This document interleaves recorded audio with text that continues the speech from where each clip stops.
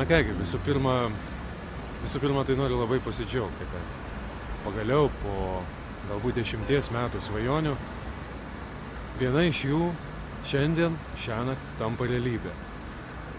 Miestas turi savo kalbą. Ir tą kalbą mes matome, girdime.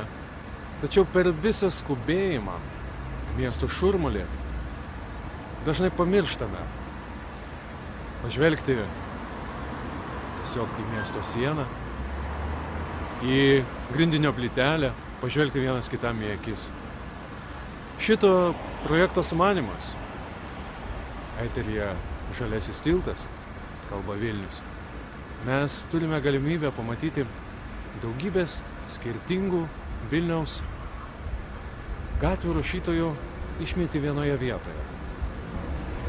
Žmogus, paėmęs į rankas teptuką ar dažų flakonėlį, turi savyje sukaupti didelę drąsą, nebijoti, ištarti tai, kas jam iš tikrųjų labai labai svarbu. Ir šiandien, ypač, kai gyvename greitųjų technologijų pasaulyje, stabtelėjimas tampa vienu svarbiausių dalykų. Maksas Weberis,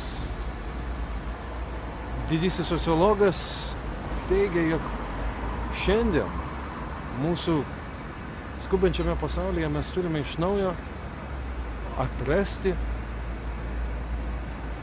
pasaulį, iš naujo jį užkerėti. Kokį jį mes galėtume užkerėti? Tikriausiai labiausiai miestui tinka paties miesto žodžiai ir jo kalba. Taigi, čia nusišypsokite, perskaitydami vieną ar kitą miesto žinutę. Ir rytoj dieną, eidami į darbą ar grįžtami į namus, jūs atrasite vėl tas pačias, o galbūt jau ir naujas šypsenas.